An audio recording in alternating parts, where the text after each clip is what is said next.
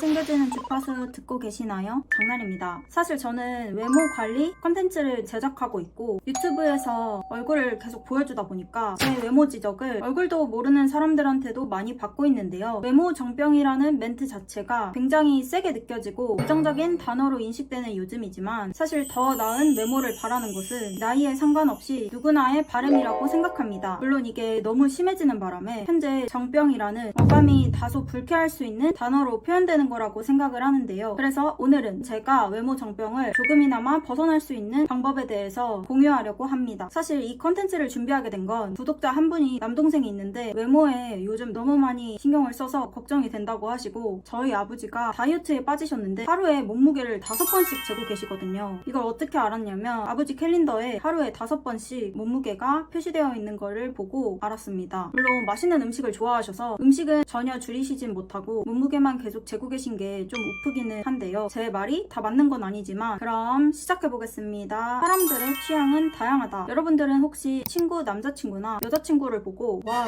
진짜 내 스타일이다 라고 생각하신 분들 많으신가요? 물론 정형화된 잘생기고 예쁘신 분들은 당연히 있지만요. 근데 그런 사람들은 생각보다 현실에는 별로 없는데요. 그래서 그런 분들이 연예인이나 인플루언서를 하시는 거라고 생각합니다. 솔직히 친구들이 내 남자친구 코르티스 닮았어, 송강 닮았어 라고 해도 그때는 응 맞아 라고 대답은 했지만 실제로 보고 그렇게 느낀 적은 없었는데요. 남자분들 중에 몸이 약간 막 근육도 있고 좀 모아야지만 매력적이다 라고 생각하시는 분들이 많으시던데 건강상으로 안 좋을 정도만 아닌 다양한 체형들이라면 사실 통통한 사람도 통통한 사람만의 매력이 있고 마른 사람도 마른 사람만의 매력이 있다고 생각합니다. 개인적으로 저는 운동한 듯한 그런 사람들보다는 저보다 마르고 좁은 어깨에 약간 배낭매면 어깨가 흘러내릴 것 같은 그런 어깨를 가지신 남성분들을 매력적이라고 생각하는데요. 이처럼 제 생각에는 본인 눈에 예쁘고 잘생긴 사람의 매력은 생각보다 주관적이고 다 다르기 때문에 같이 지내다 보면 성격과 매력을 더 많이 보게 되는 것 같아요. 그래서 너무 외모에 치중해서 눈이 이래서 나를 안 좋아할 거야, 코가 이래서 나를 안 좋아할 거야 이렇게 생각하시지 말고 내 매력을 살릴 수 있는 조금 더 나은 내가 되자 정도로만 노력해주시면 어떨까라고 생각해봅니다. 나도 몰랐던 나의 매력을 알아봐줄 수 있는 그런 사람이 꼭 있으니까 충분하다고 생각합니다. 시술 10,000번 고려하자. 제가 시술, 수술 다 합쳐서 다른 건 아무것도 안 했는데 턱 보톡스만 한 번 맞아봤거든요. 그래서 사실 턱 보톡스 좀 맞아라, 성형 좀 해라 라고 달리는 글들을 보고 그냥 넘겨버릴 수 있는데요. 남들한테 좋은 게 저한테는 안 맞을 수 있더라고요. 처음에는 보톡스 효과가 좋았는데요. 이게 턱이 얄쌍해지니까 포토샵으로 턱을 줄일 필요도 없고 그래서 좋더라고요. 근데 시간이 지날수록 어떻게 보면 약간 묘하게 피부가 흘러내린 듯한 그런 얼굴이 되는 거예요. 아무래도 이 턱에 약간 각지고 이런 탄탄한 턱이 이렇게 받쳐주던 살들이 이게 힘이 빠지니까 나이가 더 들어 보이게 되는 아이러니가 생겼는데요. 그래서 주변에 물어봤더니 또 리프팅 시술을 받아야 된다는 거예요. 그래서 이건 정말 끝이 없구나, 그냥 차라리 포토샵으로 줄이고 그냥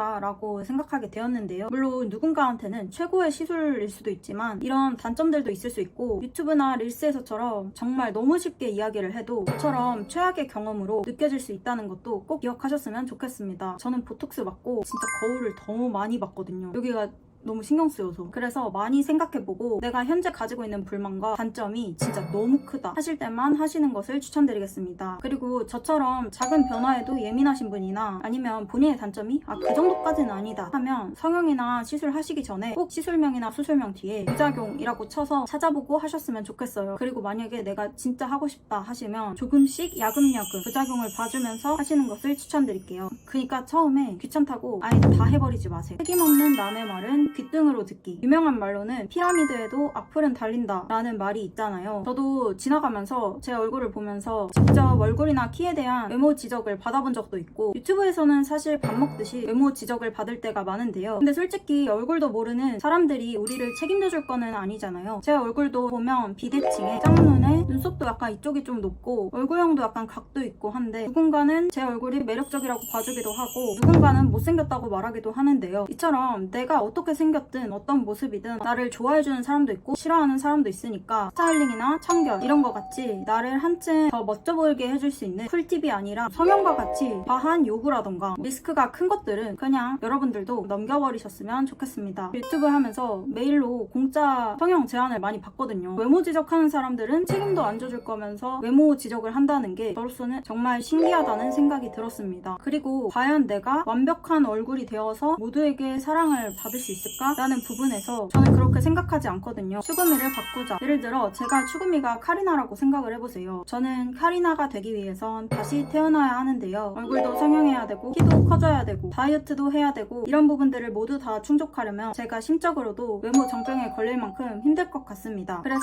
추구미를 바꾸자라는 건데요. 예를 들어서 내가 꾸밀 수 있는 내 눈에 가장 멋진 나를 만든다거나 사실 무드 추구미를 만드는 게 가장 쉬운 방법이라고 생각합니다. 물론 이 무드 안에서도 정말 잘생기고 예쁘신 분들도 많으시지만 만약에 내가 아메카지 무드에 빠졌다 그러면 아메카지 스타일로 약간 수염을 길러본다거나 좀 머리 스타일을 바꾼다거나 이런 식으로 한번 해보는 거죠. 그리고 내가 클린 무드에 빠졌다 하면 머릿결이 좋아 보일 수 있는 헤어 제품을 사서 써본다거나 옷을 좀 미니멀하게 입어보는 거를 예시로 들 수 있을 것 같은데요. 사실 사람들이 본인 외모를 볼 때 코 부분이라던가 눈이라던가 시중에서 보지만 밖에서 누군가를 보면 눈, 코, 입 하나씩 뜯어본다기보다는 전체적인 분위기를 보는 경우가 많기 때문에 이런 소품이나 옷, 헤어스타일, 청결 정도만 좀 바꿔도 남에게 호감으로 보일 수 있는 본인만의 아름다움을 보이기에도 충분하다고 생각합니다. 외모보단 내면이 더 중요하다. 진짜 진부하다고 느끼실 수도 있는데요. 저는 잘생겼다고 되는 게 아니라 친절하고 자기 일 열심히 하는 안정형 사람이 된다면 호감형인 사람은 충분히 될 수 있다고 생각하거든요. 그래서 저도 감정 기복이 있는 편인데 성격으로 호감을 까먹지 않도록 감정 기복을 늘 조심하고 남이 안 볼 때에도 누군가한테 피해를 주진 않으려고 노력하는데요. 이런 식으로 노력을 하면 누군가는 노력하는 본인의 모습을 보고 멋지다 라고 해줄 수 있고 본인 스스로도 자존감도 높아질 수 있어서 이런 부분도 같이 노력해보면 좋을 것 같았어요. 컴플렉스 없는 사람은 없다. 여러분은 컴플렉스가 있으신가요? 저는 있는데요. 컴플렉스가 없는 사람들도 있겠지만 대부분은 굳이 언급하지 않고 보이지 않으려고 하거나 아주 작은 것이기 때문에 잘 모르는 거지 대부분의 사람들은 자신이 아쉽다고 느껴지는 부분이 한 가지씩은 있을 거라고 생각합니다. 제가 나이가 50살이 다 되어가다 보니까 나이가 들수록 몸을 쓰는 일이 많아지는 만큼 몸도 가끔은 아프거나 고장나기도 하고 흉터들도 많이 생기는데요. 제가 어렸을 때 하도 뛰어다니고 넘어져서 무릎에 흉터가 있거든요. 근데 이게 부끄럽게 생각될 때가 있었거든요. 근데 친구가 제 흉터를 보고 난 더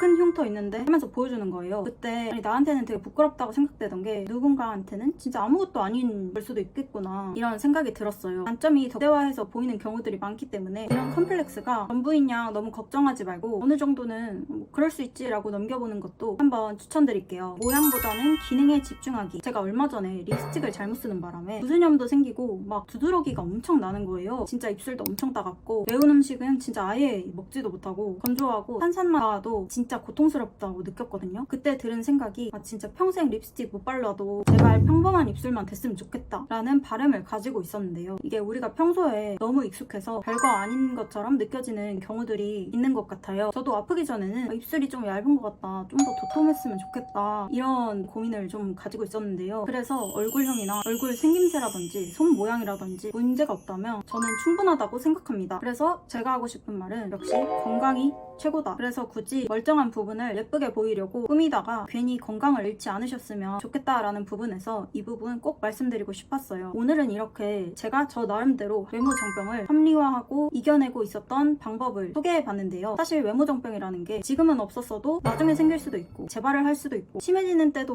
오고 괜찮다 생각되는 때도 오고 하는 것 같습니다. 남들을 볼 때는 더 관대한 눈으로 와 진짜 저 사람은 너무 예쁘다, 너무 잘생겼다 이렇게 장점을 찾아주면서 본인한테는 너무 각박하게 보시는 분들도 계신 것 같아요. 그래서 스스로를 볼 때도 좀 더 관대하게 봐주고 잘 꾸며주고 챙겨주고 열심히 살다 보면 외모정병이 조금은 나아지고 나의 단점이 작게 보이는 순간들이 올 거라고 생각합니다. 여러분들만의 외모정병 극복법이 있으시다면 공유해주시면 저도 그 방법도 한번 써볼게요. 그럼 이만 마치도록 하겠습니다. 그럼 안녕.